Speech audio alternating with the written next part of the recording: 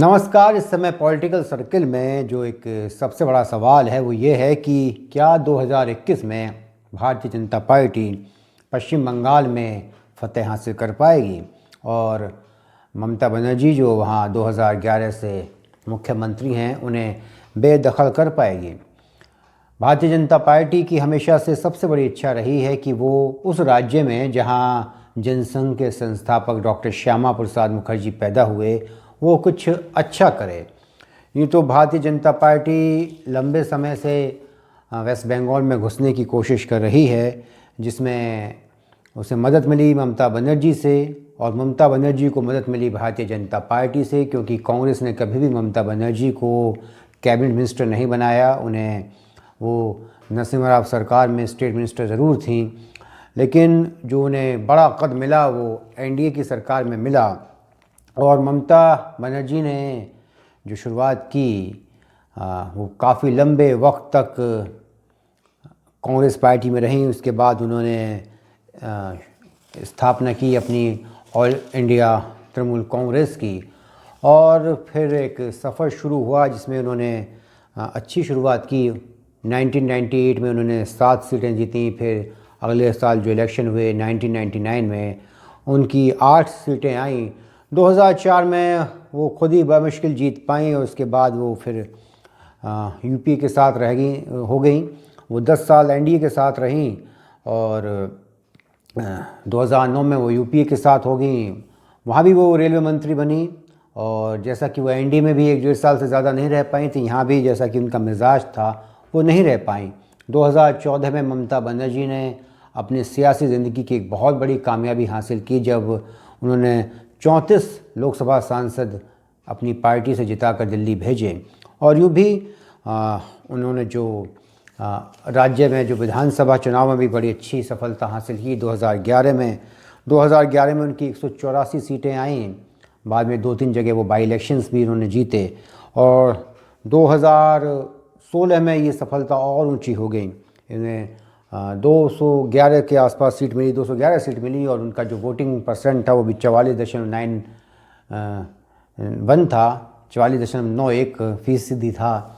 और उनकी जो शुरुआत हुई थी 2001 में उन्होंने 60 सीटें जीती और उसके बाद वो 2006 में उनकी सीटें कम हो गई वो, लेकिन लगी रहीं। इसमें कोई शक नहीं है कि ममता बनर्जी ने बड़ी ही बेमिसाल संघर्ष की उन्होंने मिसाल पेश की और कम्युनिस्टों को वहाँ से बेदखल किया।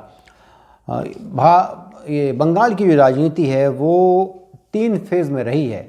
बंगाल में आज़ादी के बाद से लेकर काफ़ी लंबे अरसे तक वो कांग्रेस का शासन रहा 1947 से 1962 तक। उसके बाद फिर यूनाइटेड फ्रंट गवर्नमेंट का दौर शुरू हुआ जिसमें अजय मुखर्जी जो बंगला कांग्रेस के थे, प्रणब मुखर्जी भी उनके साथ थे।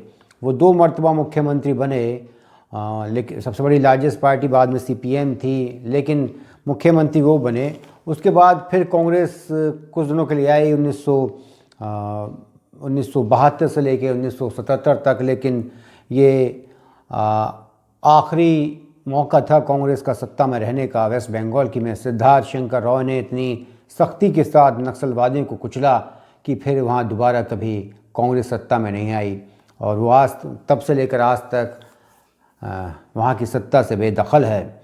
और इसके बाद एक और दौर शुरू हुआ, वो दौर चला लगभग 34 बरस तक। उस दौर में कम्युनिस्ट पार्टी का राज रहा। ये 1977 से लेकर 2011 तक कम्युनिस्ट पार्टी का ये लंबा शासनकाल चला और तब से लेकर आज तक यानी 2011 से लेकर आज तक ममता बनर्जी पश्चिम बंगाल की मुख्यमंत्री हैं। और ममता बनर्जी ने वो काम किया जिसकी ख्वाहिश, जिसकी तमन्ना बहुत सारे ऐसे लोगों के बीच में थी जो चाहते थे कि वहाँ से कम्युनिस्टों को हटाया जाए और एंटी कम्युनिस्ट होना। और बंगाली जो नेशनलिज्म है, राष्ट्रवाद है, वो वैसे भी तृणमूल कांग्रेस की कोर आइडियोलॉजी है, इसमें कोई दिक्कत नहीं है। अब ये जो भारतीय जनता पार्टी के लिए कहा जाता है कि भारतीय जनता पार्टी जो है वो पूरी ताकत के साथ लगी हुई है, और ऐसी वो कौन सी वजह हैं जिसकी वजह से भारतीय जनता पार्टी 2021 में विधानसभा का चुनाव जीत सकती है। तो उसकी सबसे बड़ी वजह यह है कि उससे विधानसभा में कोई ख़ास प्रदर्शन नहीं रहा है भारतीय जनता पार्टी का, लेकिन जो 2019 के लोकसभा चुनाव थे उसमें भारतीय जनता पार्टी ने बहुत बेहतरीन प्रदर्शन किया। तृणमूल कांग्रेस ने काफ़ी सीटें गंवाई, पहले उसकी 34 थी 2014 में, उसके बाद वो 22 पे आ गई और भारतीय जनता पार्टी है वो 18 पे चली गई। और वोटिंग परसेंटेज में कोई ख़ास भी कोई फ़र्क नहीं है, जहाँ उसका जो है वोटिंग परसेंट है 43.3 है, वहीं भारतीय जनता पार्टी का 40.7 है। ये कोई 2.5% 2.6 के आसपास का ये फ़र्क है। और यही वजह है कि भारतीय जनता पार्टी और उसके जो नेता हैं वो इस बात को सोच रहे हैं, ये ख्वाब देख रहे हैं कि वो पश्चिम बंगाल में भारतीय जनता पार्टी की सरकार बनवाने में कामयाब हो जाएंगे। अब कुछ लोग कहते हैं कि ये ऐसा कैसे हो सकता है, कुछ लोग ये भी कह रहे हैं कि ये मुमकिन नहीं है कि वहाँ पर भारतीय जनता पार्टी को ऐसी सफलता मिले जैसी सफलता लोकसभा चुनाव में मिली है। इसकी एक वजह तो ये है कि कुछ लोग कहते हैं कि लोकसभा चुनाव में तो भारतीय जनता पार्टी को दिल्ली में 7 की 7 सीट मिली और उसका वोटिंग परसेंटेज भी 56% के आसपास था, और उसके बाद वो फिर जब विधानसभा के चुनाव हुए तो वोटिंग परसेंटेज भी 20% के आसपास गिर गया और उसकी सीट भी महज 8 आई। और ऐसा ही झारखंड में हुआ, वहाँ भी लोकसभा में जितनी अच्छी परफॉर्मेंस थी वोटिंग परसेंटेज के हिसाब से और सीट के हिसाब से, उसे दोहराने में भारतीय जनता पार्टी नाकाम रही। और भारतीय जनता पार्टी का जो सबसे बड़ा विश्वास है वो अपने नेताओं से ज़्यादा बंगाल में जो टीएमसी के नेता हैं उन्हें तोड़ने पर है। और 2019 में जो उसकी 18 सीट आई, इसमें बहुत बड़ा योगदान उन नेताओं का था जो टीएमसी से टूटकर भारतीय जनता पार्टी में आए।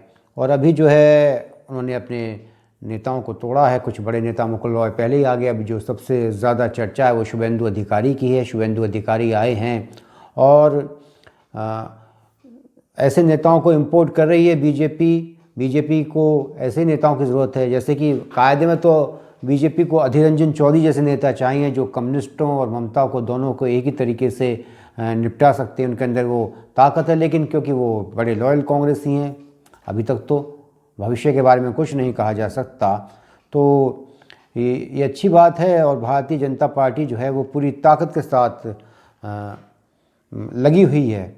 और ये लोग सभी संभावना जता रहे हैं कि अगर ये जो इलेक्शन में 2021 के में अगर सही तरीके से ध्रुवीकरण हुआ तो हो सकता है कि भारतीय जनता पार्टी का ये पश्चिम बंगाल में सरकार बनाने का ख्वाब पूरा हो जाए। अगर लोकसभा चुनाव का जो ट्रेंड है वो दोहराया गया 2021 के विधानसभा चुनावों में, तो शायद भारतीय जनता पार्टी जीत जाए, क्योंकि जो बहुत कम अंतर है 2.5% वोटों का, वो हो सकता है उसको पाट दिया जाए। जो नेता आए हैं वो उसको भरने में कामयाब रहें। और इसके अलावा जो भारतीय जनता पार्टी के एक अंदरूनी मददगार हैं असदुद्दीन ओवैसी साहब, वो जा रहे हैं बंगाल में, और जाहिर सी बात है कि वो सबका नुकसान करेंगे, लेकिन भारतीय जनता पार्टी का नहीं करेंगे। वो ममता को भी नुकसान पहुंचाएंगे, वो कम्युनिस्टों को भी नुकसान पहुंचाएंगे, वो कांग्रेस को भी नुकसान पहुंचाएंगे, लेकिन वो हर लिहाज से भारतीय जनता पार्टी की मदद करेंगे। और जब अंतर बहुत कम हो मुकाबले का, तो उसमें ये 2-3% जो वोट हैं इधर उधर होने से तमाम जो तस्वीर है वो बदल जाती है। वैसे कुछ लोगों का ये भी मानना है कि 2019 में जो भारतीय जनता पार्टी की बहुत अच्छी परफॉर्मेंस रही, उसकी एक वजह ये थी कि जो कम्युनिस्टों का वोट था वो ट्रांसफ़र हो गया। जो कम्युनिस्टों का गैर मुस्लिम वोट था वो भारतीय जनता पार्टी की तरफ ट्रांसफ़र हो गया, और जो मुस्लिम वोट था वो टीएमसी की तरफ ट्रांसफ़र हो गया। और यही वजह है कि कभी इतनी ताकतवर सियासी ताकत जो थी वेस्ट बंगाल में वामपंथी, वो बिल्कुल मिट्टी मिल गई, बिल्कुल उनका नामो निशान तक मिट गया। और ये एक सबसे खूबसूरत, अजीब और दिलचस्प बात है वेस्ट बंगाल की राजनीति की कि वहाँ जब कोई सत्ता में रहता है तो बहुत लंबे वक्त तक सत्ता में रहता है, लेकिन जिस वक्त वो सत्ता से बाहर होता है तो ऐसे गायब होता है जैसे गधे के सिर से सींग।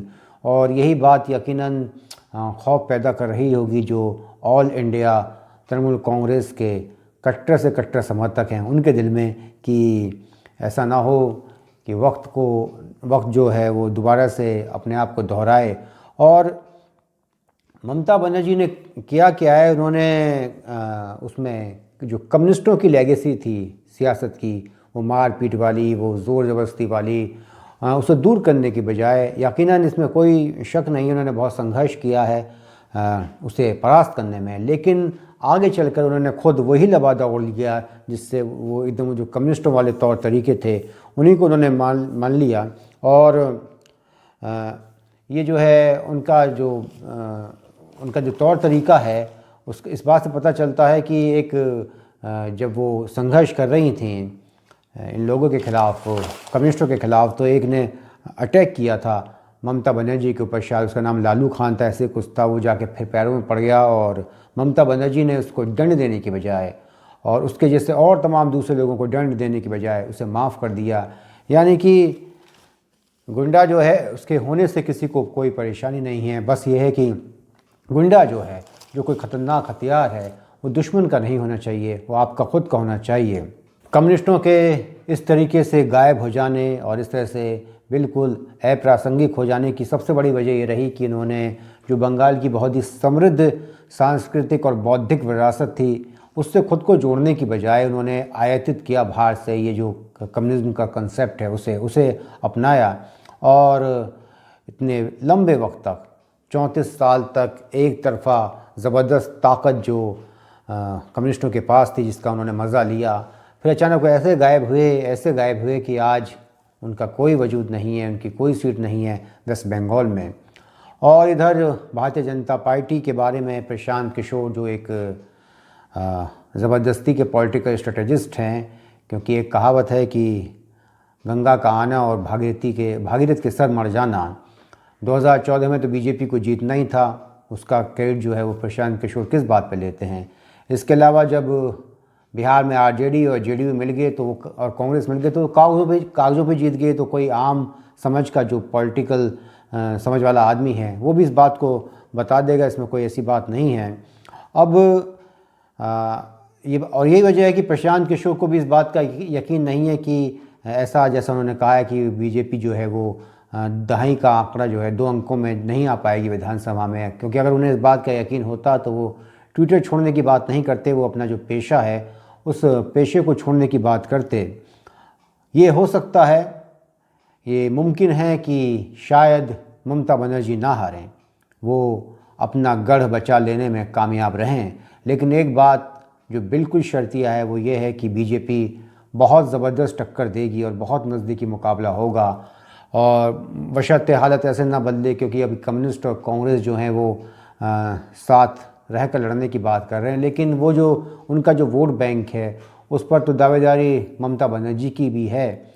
और क्योंकि अब वेस्ट बंगाल में, या हम कहें कि जो हमारे वाला बंगाल है उसमें काफ़ी बड़ी आबादी मुसलमानों की भी है, तकरीबन 26, 27, 28% के आसपास, और इस पर तमाम लोग दावेदारी कर रहे हैं, लेकिन एक भारतीय जनता पार्टी ऐसी है वो तो उसको तो माइनस करके आगे चलती है कि उसका वो नहीं है। और यही वजह है कि जब तक ये इतना बड़ा वोट बैंक रहेगा मुसलमानों का, तब तक भारतीय जनता पार्टी की जो प्रासंगिकता है, उसका जो महत्व है, वो वहाँ की राजनीति में बना रहेगा, इसको कोई नहीं हटा सकता, और वो एक हमेशा महत्वपूर्ण शक्ति वहाँ पर बनी रहेगी।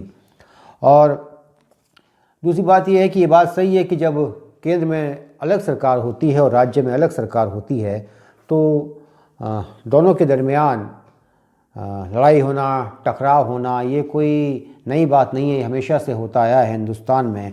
लेकिन ये है कि दोनों ही पक्षों को जो मर्यादा की लक्ष्मण रेखा है वो नहीं लागनी चाहिए। जिस तरह से बीजेपी के नेताओं के साथ दुर्व्यवहार हो रहा है, वेस्ट बंगाल में पत्थरबाजी हो रही है, उनके गाड़ी के काफिलों पर हमले किए जा रहे हैं, वो सही बात नहीं है। और खैर भारतीय जनता पार्टी को कोई ज़्यादा नैतिक हक नहीं है बोलने का, क्योंकि उत्तर प्रदेश में वो ऐसी ही करती है, चाहे वो किसी मंशा से जाए विपक्ष का नेता। जैसा कि हाथरस वाला कांड हुआ था, यूपी दिल्ली बॉर्डर पर कांग्रेस के नेताओं के साथ बदसलूकी की गई, हाथरस में लाठीचार्ज किया गया जयंत चौधरी के ऊपर, और अभी मनीष सिसोदिया को रोक दिया गया लखनऊ में। मनीष सिसोदिया दिल्ली के डिप्टी चीफ मिनिस्टर हैं और उन्हें तमाम हक है वहाँ जाने का, लेकिन ये है कि जब आप एक जगह सत्ता में होते हैं तो आपके दूसरे उसूल होते हैं, और जब आप कहीं विपक्ष में हैं, संघर्ष कर रहे हैं, तो आपके दूसरे उसूल होते हैं। ये हिंदुस्तान का एक सियासत का एक चलन सा बनता जा रहा है। और कांग्रेस सरकार को छोड़िए, लेकिन पश्चिम बंगाल में 34 साल तक कम्युनिस्टों की सरकार रही, और जो कम्युनिस्ट बहुत बात करते हैं मज़दूरों की, किसानों का तो खैर वो ढोंग करते हैं। हिंदुस्तान का जो वामपंथी तबका है, जो वामपंथी ठग है, वो आज तक यही नहीं समझ पाए कि किसान और मज़दूर में फ़र्क होता है। आज तक किसी को नहीं मालूम, चाहे वो भले झोला लटका कर और बीड़ी फूंकने वाला कम्युनिस्ट हो, या फिर यूनिवर्सिटीज़ में या तमाम सरकारी मुलाजमत में और तमाम जगह पर जो बहुत रईस आजकल लोग हैं, वो एक फ़ैशन बन गया है कि मालदार लोग हैं वो आजकल कम्युनिज़्म की बात करते हैं। उन तमाम लोगों को कोई पता नहीं है, कोई फ़र्क मालूम नहीं है। आज भी वो ज़बान दराज़ी करेंगे, आर्गूमेंट करेंगे, नहीं मज़दूर भी मेहनत करता है, किसान भी मेहनत करता है। किसान अलग है, मज़दूर अलग है, मेहनत दोनों करते हैं, इसमें कोई शक नहीं है, लेकिन दोनों के काम का तरीका और दोनों के जो मुद्दे हैं वो अलग हैं। और कुछ नहीं किया, ना कोई इंडस्ट्रियल डेवलपमेंट किया, ना कोई एजुकेशन को लेकर, ना हेल्थ को लेकर। बस ये है कि 34 साल तक उनके कैडर की गुंडागर्दी और सत्ता को हथिया लेना और तमाम तरह की जो हरकतें हैं वो करना, और बिल्कुल एक तरीके से पंचायत से लेकर राजधानी तक सिर्फ कम्युनिज्म वाले जो उनके जो गुंडेगर्दी वाली जो हरकतें थी वही करना। यहाँ तक कि तमाम चीज़ों में दखल अंदाज़ी करना, गांव में राशन की दुकान किसको अलॉट होगी, और शादी ब्याह तक सुनने में आता है कि शादी ब्याह तक के मामले में जो कार्यकर्ता थे, जो कैडर है कम्युनिस्ट पार्टियों का, क्योंकि वो सीपीएम तो मुख्य है, बाकी और भी कहीं आरएसपी, फॉरवर्ड ब्लॉक और दूसरी जो हैं उन लोगों का। और फिर आगे चलकर ममता बनर्जी ने भी यही किया। उन्होंने कोई राजनीति की कोई बढ़िया दिशा लेने की बजाय उन्होंने बस पूरी तरीके से अपना लिया जो रास्ता कम्युनिज्म का था, जो कम्युनिस्ट पार्टी के लोग जिस तरीके से हुकूमत चलाते थे उसी को ले लिया। अब बड़ी ताज्जुब की बात है कि कम्युनिस्ट पार्टी जिन्होंने वहाँ पे हुकूमत इतनी लंबी की, उनका वोट बैंक आखिर गया कहाँ। ठीक है, मुसलमान वाला चला गया टीएमसी के साथ, और वो जो हिंदू वाला था वो बीजेपी के ममता बनर्जी के साथ भी है। ममता बनर्जी ऐसा नहीं है कि सिर्फ वो मुसलमानों की नेता हैं। ममता बनर्जी जो है वो काफ़ी बड़ी नेता हैं और काफ़ी संघर्ष करने वाली नेता हैं, और उनके साथ आज भी ऐसा नहीं है कि भारतीय जनता पार्टी ने वहाँ पे ज़बरदस्त कामयाबी हासिल की लोकसभा के चुनावों में, लेकिन इसका मतलब ये नहीं है वो आज भी ममता बनर्जी से सीटों में भले 4 सीटें पीछे सही, लेकिन 4 सीटें पीछे तो है, और इसके अलावा तकरीबन वो 2.5% के आसपास उसका जो वोट शेयर है उसमें पीछे। तो ममता ऐसा नहीं है कि बीजेपी से पिछड़ गई है, बस ये कि बीजेपी की तरफ से उन्हें बहुत ज़बरदस्त चुनौती मिल रही है। और अगर उन्हें कुछ रचनात्मक काम किए होते, जो उन्होंने सत्ता उनको मिल गई, सत्ता भोगने के बाद वो भूल गए। बस ये है कि पहले सत्ता भोगने वाले दूसरे थे, अब दूसरे आ गए हैं। ममता बनर्जी, जयललिता, ये दोनों ऐसी महिला नेता रही हैं कि अगर इन्होंने अपने गुरूर पर, अपने अहंकार पर नियंत्रण किया होता तो वो देश की राजनीति में एक बड़ी भूमिका निभाती। जैसा कि उत्तर प्रदेश में मायावती हैं, उन्हें कभी देश में कोई ज़्यादा बड़ी भूमिका निभाने का मौका नहीं मिला। एक बार उन्होंने ज़रूर सरकार गिराई थी जब उन्होंने कांग्रेस और बीजेपी को नागनाथ और सापनाथ कहा था, लेकिन उन्होंने हमेशा एक संजीदगी का परिचय दिया है, और वो जानती हैं कि अहंकार उनका भी अपनी जगह है, वो उसमें कोई कमी नहीं है, लेकिन इन दोनों से ज़्यादा वो व्यवहार कुशल हैं और पॉलिटिकल जो प्रैग्मेटिज्म है उसको मानती हैं। अब अगर इन्होंने भी किया होता, ममता बनर्जी ने भी किया होता, वो तो कहीं नहीं टिक पाई। 1.5 साल मंत्री रहीं एनडीए में, 1.5 साल रहीं यूपीए में, और अब क्योंकि उनका जैसा मिजाज है और लंबे समय से मुख्यमंत्री हैं, तो सही बात तो ये कि नेता को थोड़ा खुश मिजाज भी होना चाहिए। हर वक्त सड़ा सा मुंह बनाकर और हर वक्त तनाव वाली शक्ल दिखाकर आप क्या कर सकते हैं। यही तो नीतीश कुमार का तरीका है और यही ममता बनर्जी का तरीका है। और ये दोनों ना जाने किस मूड में रहते हैं, कैसे नाराज़ से रहते हैं, कुछ कब्जियत की शिकायत है क्या है, दोनों ही और दोनों को बहुत कुछ मिला है और भारतीय जनता पार्टी की वजह से मिला है। एक तो दोबारा लौट कर आगे बीजेपी के खेमे में और एक उसी पार्टी से लड़ रही हैं जिसने उन्हें बढ़ाया और जिसको उन्होंने बंगाल में घुसाया। और अगर ममता बनर्जी जो हैं वो थोड़ा हंसकर बात करें और टकराव की राजनीति की बजाय थोड़ा हंसकर बड़े ही और बेहतर तरीके से वो भारतीय जनता पार्टी का मुकाबला कर सकती हैं, बशर्ते ये है कि उनके चेहरे पे थोड़ी मुस्कान रहे और हर वक्त जो है वो उसमें गुस्से में ना रहें, तो हो सकता है कि वो कामयाब रहें। और अब ये जो नेता हैं उनके वो उनको परेशान कर सकते हैं, चाहे शुभेंदु अधिकारी हैं और दूसरे हैं, तो वो उनको इसी बात की नाराज़गी है। और ये जो है ये ममता बनर्जी के लिए 2021 की लड़ाई एक सबसे बड़ी लड़ाई होने जा रही है। अगर ममता बनर्जी जीतती हैं तो यकीनन उनका कद बहुत बड़ा हो जाएगा और वो पूरे देश में मोदी के विरुद्ध एक विपक्ष का बड़ा चेहरा हो सकती हैं। वो डिज़र्व भी करती हैं। अगर वो जीत जाती हैं तो 10 साल तो मुख्यमंत्री वो पहले ही रह चुकी होंगी और उसके अलावा फिर आगे भी रहेंगी। तो इतनी एक एक्सपीरियंस लीडर जो है और जिसके पीछे मास बेस हो तो यकीनन वो डिज़र्व करती हैं कि उनको आगे चलकर कोई बड़ी भूमिका मिले। और अगर वो हार गई तो फिर उनके लिए यही होगा कि वापसी मुश्किल होगी अगली बार। वो अभी तकरीबन 65 वर्ष उनकी उम्र है। तो लेकिन एक बात है कि ममता बनर्जी को हम भुला नहीं सकते। उन्होंने बहुत बड़ा काम किया है और क्योंकि जो एक बहुत बड़ा सपना था राष्ट्रवादियों का वो उन्होंने पूरा किया। वहाँ पे कम्युनिस्टों को हराया, 2 बार उन्होंने पूर्ण बहुमत की सरकार बनाई और लोकसभा में उन्हें कई मरतबा कामयाबी मिली। तो इसलिए ममता बनर्जी जो है वो उनका जो पॉलिटिकल अचीवमेंट है वो कम नहीं है। लेकिन एक बात सच है जिससे कोई इनकार नहीं कर सकता कि जैसा कि वेस्ट बंगाल की सियासत का मिजाज रहा है कि जब कोई होता है तो बहुत ज़बरदस्त तरीके से सत्ता में होता है। जैसे कि कांग्रेस का भी लंबा शासनकाल रहा, उसके बाद वामपंथियों का रहा और उसके बाद अब ममता का है। और जिसका पहले था जब वो गया तो एकदम साफ हो गया, कांग्रेस का पता नहीं लगा, कम्युनिस्ट पार्टी का पता नहीं लगा। और इस बात पे यकीन रखिए, इस बात यकीन जानिए कि अगर आज नहीं तो कल नहीं तो परसों होना यही है भारतीय जनता पार्टी का वेस्ट बंगाल में आना यकीनी है। वो हर कीमत पे आएगी और ये जो इस वक्त सत्ता में है इसका जाना भी ऐसे ही तय है जैसे कि कांग्रेस गई, जैसे कम्युनिस्ट गए, ऐसे ही तृणमूल कांग्रेस भी जाएगी। ये बंगाल की सियासत का मिजाज है, इसको कोई बदल नहीं सकता। नमस्कार, जय हिंद।